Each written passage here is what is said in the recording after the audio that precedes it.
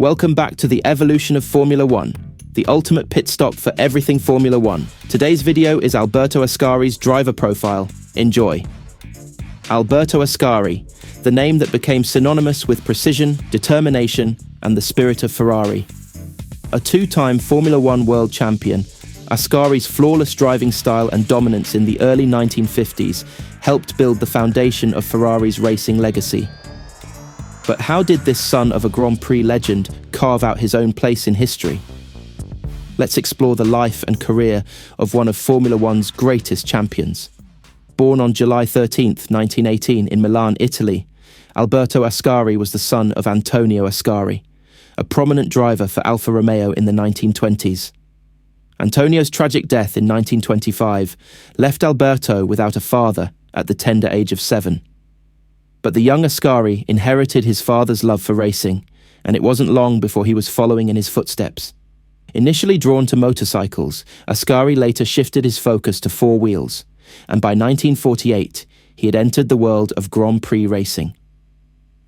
After the end of World War II, Ascari began racing for Maserati, where he quickly proved his talent. His first major victory came in 1948 at the San Remo Grand Prix, followed by a strong second-place finish in Britain. By 1949, Ascari had cemented his place among the top drivers, winning again with Maserati before making the pivotal move to Ferrari mid-season. At Ferrari, Ascari joined forces with his close friend and fellow driver, Luigi Villoresi. His arrival brought a new level of success, as he won 3 races in 1949, showing the world he was ready to compete at the highest level.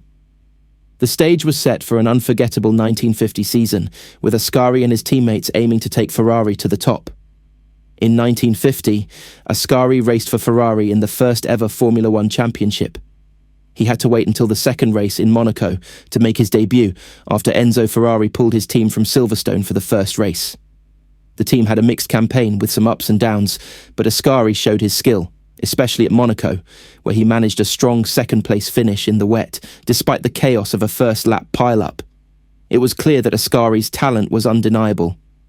Unfortunately for Ascari, Ferrari were not able to compete with Alfa Romeo, and when Enzo Ferrari again pulled his cars for the French Grand Prix, he had no chance of claiming glory in 1950. Although missing 2 races through no fault of his own, he still finished 5th overall.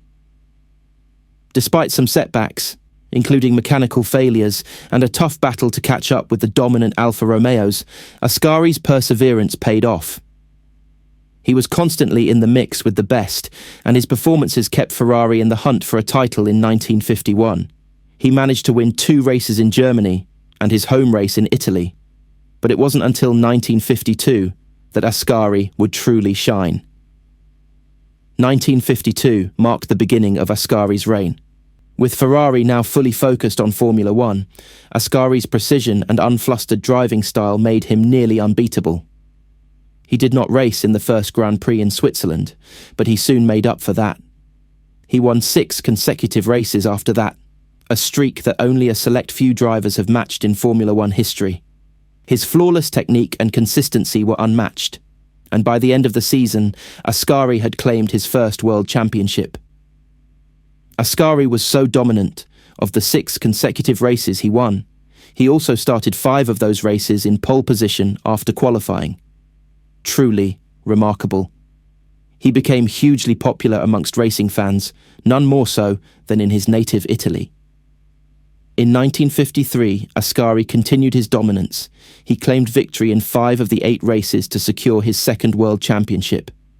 He had now cemented his place as one of the greatest drivers of his era and one of Ferrari's first true champions.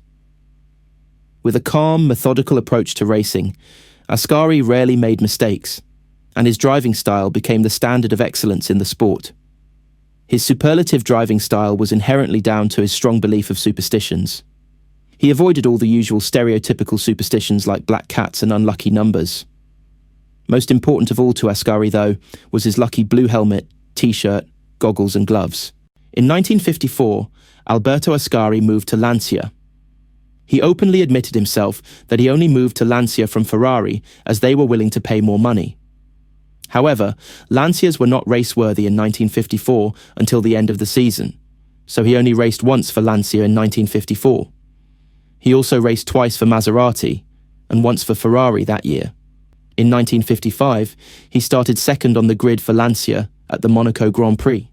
However, he swerved out of control on the harbour chicane and he landed straight into the Mediterranean Sea. The car sank, but thankfully for all involved that day, his lucky blue helmet popped up to the surface and Ascari emerged with a broken nose and some cuts and bruises. Despite his success, Ascari's story would have a tragic ending. 4 days after his lucky escape in Monaco, during a routine test of a Ferrari sports car at the Autodromo Nazionale Monza, Ascari's life was cut short in a fatal accident. He was not expected to race that day, and so bizarrely for him, he raced that day without his lucky blue helmet. He was just 36 years old, the same age as his father, when he tragically lost his life. His loss was felt deeply throughout the motorsport world, especially within Ferrari, where he had become an icon. Over 1 million people lined the streets of Milan on the day of his funeral.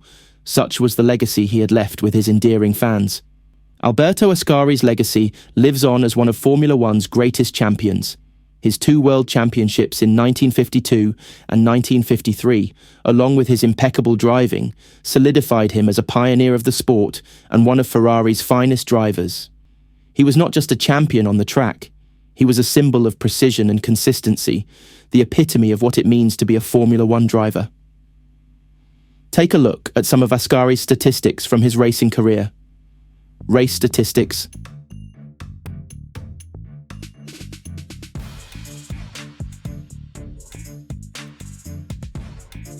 Career statistics.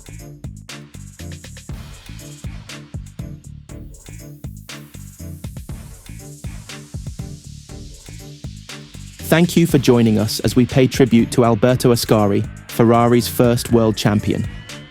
If you enjoyed this deep dive into his life and career, make sure to like, share, and subscribe for more stories from the rich history of Formula One. Until next time, keep your engines running.